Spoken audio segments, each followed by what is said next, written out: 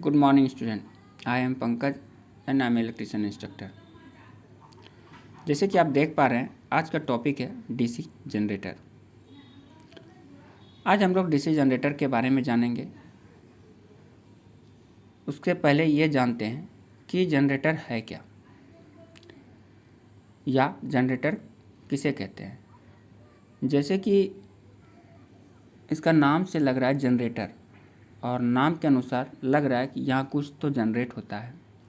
अब बात ये आती है कि यहाँ जनरेट होता क्या है और कैसे। ये सारे सवाल का आंसर इस टॉपिक में हम लोग जानेंगे। तो आइए सबसे पहले हम लोग जानते हैं कि जनरेटर करता क्या है। किसी भी तरह का अगर फंक्शन होता है, जैसे कि हमारे घर में किसी भी तरह का फंक्शन होता है, तो हम लोग इलेक्ट्रिकल पावर के लिए जनरेटर को मंगाते हैं। जैसे हम जनरेटर को स्टार्ट करते हैं तो हमें आउटपुट के रूप में इलेक्ट्रिक पावर मिलने लगता है।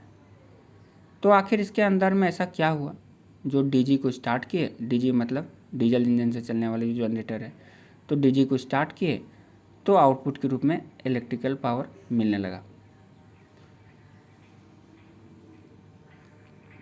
तो आगे हम लोग देखते हैं। देखिए, एक्चुअली में जनरेटर का फंक्शन काम कैसे करता है। जनरेटर को क्या करता है कि हम उसको मैकेनिकल एनर्जी देते हैं और वो हमको इलेक्ट्रिकल एनर्जी के रूप में आउटपुट देता है। तो a machine that convert mechanical energy to electrical energy it called a generator. तो ये बोल रहा है कि जनरेटर मैकेनिकल एनर्जी को इलेक्ट्रिकल एनर्जी में कन्वर्ट कर देता है। जब ये डीजल इंजन से चलता है तो डीजल इंजन से मिलने वाली इलेक्ट्रिकल एनर्जी को जनरेटर को मिलता है, और जनरेटर जो है रोटेट होने लगता है, जिसके कारण जनरेटर से इलेक्ट्रिकल एनर्जी आउटपुट के रूप में मिलता है। तो अब ये बोलता है if the machine produce DC then it call to DC generator, and if the produce AC then it call AC generator. मतलब कि अगर उससे आउटपुट के रूप में हमको डीसी मिल रहा है तो वो डीसी जनरेटर होगा, या डीसी पैदा कर रहा है तो वो मेरा डीसी जनरेटर होगा, और अगर एसी पैदा करके हमको दे रहा है तो वो मेरा एसी जनरेटर होगा। जैसे कि आप इमेज में देख पा रहे हैं, इनपुट मैकेनिकल एनर्जी टू बीच में generator and then output electrical energy, जिसको हमको वोल्टेज करंट के रूप में हमें मिलता है। अब इसको अच्छी तरह से और समझने के लिए, इसके वर्किंग प्रिंसिपल को समझने के लिए, डीसी जनरेटर के वो जो वर्किंग प्रिंसिपल है इसको समझने के लिए फैराडे के इलेक्ट्रोमैग्नेटिक इंडक्शन पर आधारित है। ये हम लोग जानते हैं कि जो डीसी जनरेटर का जो वर्किंग प्रिंसिपल है ये फैराडे के इलेक्ट्रोमैग्नेटिक इंडक्शन पर आधारित है। लेकिन इसका पूरा वर्किंग को समझने के लिए हमको फ्लेमिंग के राइट हैंड के रूल को अच्छी तरह से समझना होगा। The working principle of DC generator based on the electromagnetic induction principle of Michael Faraday. तो उससे पहले हमको इसको अच्छी तरह से समझने के लिए फ्लेमिंग के राइट हैंड रूल को समझते हैं। फ्लेमिंग साहब ने बताया कि अगर राइट हैंड को इस तरह से फैलाए कि अंगूठा और पहली अंगुली दोनों 90 डिग्री के कोण बनाती हो, तो तीसरी अंगुली अपनी तरह होती हो, तो इस दौरान अंगूठा मोशन को दर्शाएगा यानी फोर्स को दर्शाएगा, और पहली अंगुली मैग्नेटिक फील्ड की डायरेक्शन को बताएगा, और नेक्स्ट अंगुली यानी करंट की डायरेक्शन को हमें बताएगा। मतलब इसको ऐसे समझिए कि अगर सेकंड उंगली जो है, अंगूठा की बगल वाली अंगुली यानी सेकंड अंगुली, वो मैग्नेटिक जो डायरेक्शन को दर्शा रहा है, अगर उसके आमने सामने एक मैग्नेटिक फील्ड हो, जिसमें कि आप हम एक इमेज में देख पा रहे होंगे, एन और एस एक मैग्नेट है जिसके अंदर में एक आर्मेचर के कॉइल को रोटेट किया गया है। तो जब मैग्नेटिक फील्ड होगा तो मैग्नेटिक फील्ड में मैग्नेटिक फ्लक्स भी चलेगा, और जब मैग्नेटिक फ्लक्स चलेगा तो उसमें क्या किया है कि एक आर्मेचर का कॉइल को रोटेट होगा, और आर्मेचर का कॉइल का रोटेट ऐसा हो कि उसका जो फोर्स है वो अंगूठे की डायरेक्शन की ओर हो, मतलब ऊपर की ओर फोर्स लगे।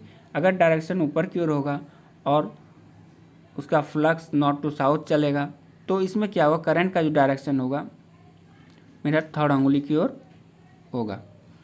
तो ये उन्होंने फैराडे साहब ने बताया कि इस तरह से होगा।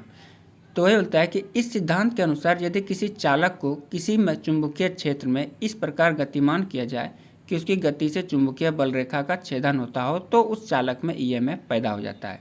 तो वही बोल रहा है कि अगर दोनों साइड में नॉर्थ एंड साउथ पोल है और उस बीच में जब साउथ पोल होगा तो मैग्नेटिक फ्लक्स भी चलेगा, और मैग्नेटिक फ्लक्स जब चलेगा तो उस फ्लक्स के अंदर में अगर कंडक्टर को हम रोटेट करते हैं तो उस कंडक्टर में मैग्नेटिक फ्लक्स का छेदन होगा, और जिसके कारण से हमको आउटपुट के रूप में ईएमएफ मिल जाएगा। तो ये वर्किंग प्रिंसिपल था जनरेटर का। नेक्स्ट आगे हम लोग इसको अब पढ़ते हैं classification of DC generator. Generator का क्लासिफिकेशन जो दो आधार पर किया गया है। पहला किया गया प्राइम मूवर के आधार पर, दूसरा है एक्साइटेशन के आधार पर। प्राइम मूवर के आधार पर तीन प्रकार के होते हैं, जनरली चार प्रकार के होते हैं, एयर टरबाइन, जेल टरबाइन, वाष्प टरबाइन और डीजल इंजन। ये सारे जो है ना प्राइम मूवर है, जिसको जनरेटर चलाने के लिए हम लोग इस्तेमाल करते हैं, मतलब उसको रोटेट करने के लिए। एयर टरबाइन जो होता है, इस जो आपको सामने इमेज में दिख पा रहा है, जिसको कहते हैं विंड इलेक्ट्रिसिटी, ये सिंपल है, इसमें एयर का यूज होता है, इसमें ज़्यादा खर्च नहीं होते हैं। एयर जिस सोर्स से आ रही होती है उसमें बस ब्लेड को घुमाना होता है। आप इमेज में देख पा रहे होंगे, उसमें एक जनरेटर लगा हुआ है, एक गियर बॉक्स है और एक ब्लेड लगा हुआ है। ब्लेड जब रोटेट करेगा तो वो गियर बॉक्स से होते हुए जनरेटर के शाफ्ट को घुमाएगा, और जनरेटर के शाफ्ट को घुमाएगा मतलब उसमें जो आर्मेचर है वो रोटेट करेगा, और जब ये रोटेट करेगा तो उसमें से होने के जो जनरेट होगा पावर वो धीरे नीचे आएगा टावर के माध्यम से, और उसके बाद उसको हम आउटपुट के रूप में यूज कर लेते हैं। नेक्स्ट है जल टरबाइन। जल टरबाइन क्या है, इसमें एक स्टोर सबसे पहले इसको बहुत बड़ा बड़ा डैम या नदी में इसका उपयोग किया जाता है, इसमें बहुत सारा पानी को स्टोर करके उसके बाद उस पानी को ब्लेड के ऊपर पर गिराया जाता है, और वो उसका जो ब्लेड है वो जनरेटर के शाफ्ट से जोड़ दिया जाता है। तो जैसे ही ब्लेड पर पानी गिरेगा और पानी गिरने से ब्लेड वो रोटेट होने लगेगा, और रोटेट होने से जनरेटर का जो आर्मेचर है वो भी रोटेट होगा, और रोटेट होने के कारण उसमें ईएमएफ जनरेट हो जाएगा।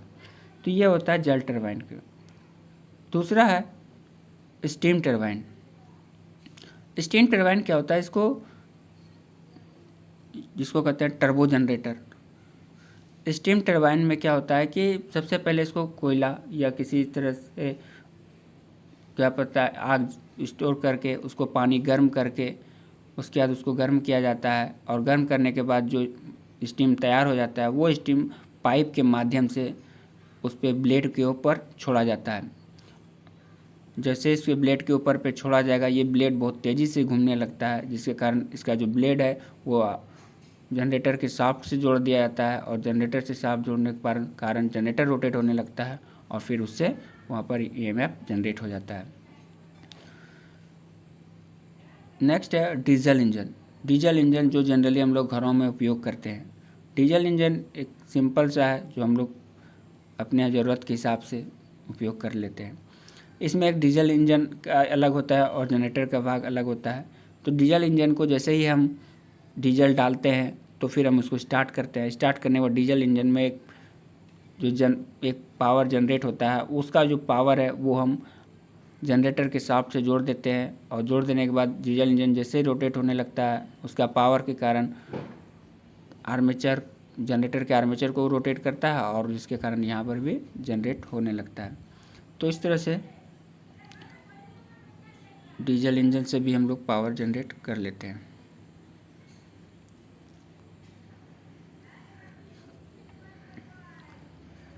नेक्स्ट है एक्साइटेशन के आधार पर। एक्साइटेशन के आधार पर दो प्रकार का होता है, एक सेपरेटली एक्साइटेशन, दूसरा होता है सेल्फ एक्साइटेशन। तो सेपरेटली एक्साइटेशन का मतलब होता है कि वो उसको अलग से सप्लाई देना पड़ेगा और एक्साइटेड होने के लिए, मतलब कि जब जनरेट को रोटेट करने के लिए हमको उसको तैयार करना पड़ेगा। उसमें जब हम सप्लाई देंगे तो उसमें मैग्नेटिक फील्ड तैयार होगा, और जब मैग्नेटिक फील्ड तैयार होगा तब मेरा जनरेटर स्टार्ट होगा। तो इस टाइप को जनरेटर को स्टार्ट करने के लिए हमको अलग से सप्लाई देना पड़ता है, चाहे उस डीसी सोर्स कुछ भी हो, एसी को डीसी में कन्वर्ट करके दें या बैटरी से सप्लाई को जोड़ करके हम दें। उसके बाद होता है सेल्फ एक्साइटेशन। सेल्फ एक्साइटेशन भी दो प्रकार का होता है, एक परमानेंटली मैग्नेट का होता है, एक इलेक्ट्रोमैग्नेट होता है। परमानेंटली मैग्नेट जो होता है उसमें क्या है कि उसको एक्साइट करने के लिए अलग से कुछ देने की ज़रूरत नहीं पड़ती है, मतलब उसको अलग से सप्लाई सोर्स की ज़रूरत नहीं पड़ती, वो खुद बुद एक्साइट हो जाता है क्योंकि वो परमानेंट मैग्नेट है और मैग्नेटिक फ्लक्स ऑटोमेटिकली उसमें चलता होगा। जैसे ही उसमें आर्मेचर को रखा जाएगा और आर्मेचर वो रोटेट होना स्टार्ट हो जाएगा। तो परमानेंट मैग्नेट में अलग से किसी भी तरह का सप्लाई की देने की ज़रूरत नहीं पड़ती है। इसमें होता है कि इलेक्ट्रोमैग्नेट भी वैसे ही है। इसमें इलेक्ट्रोमैग्नेट को भी अलग से सप्लाई देने के लिए यानी फील्ड पोल तैयार करना पड़ता है, और जब तक ये सप्लाई उसमें मिलता है तब तक ये फील्ड पोल तैयार रहता है, और उसके बाद उसके कारण मैग्नेटिक फील्ड जनरेट होता है और मैग्नेटिक फील्ड के कारण वो आर्मेचर रोटेट होने लगता है। तो इस तरह से आज हम लोग सीखें कि जनरेटर कितने प्रकार का होता है और उसका टाइप के बारे में जाने। तो अब मिलते हैं नेक्स्ट टॉपिक में। वीडियो अच्छी लगे तो लाइक शेयर एंड सब्सक्राइब ज़रूर करें। Thank you.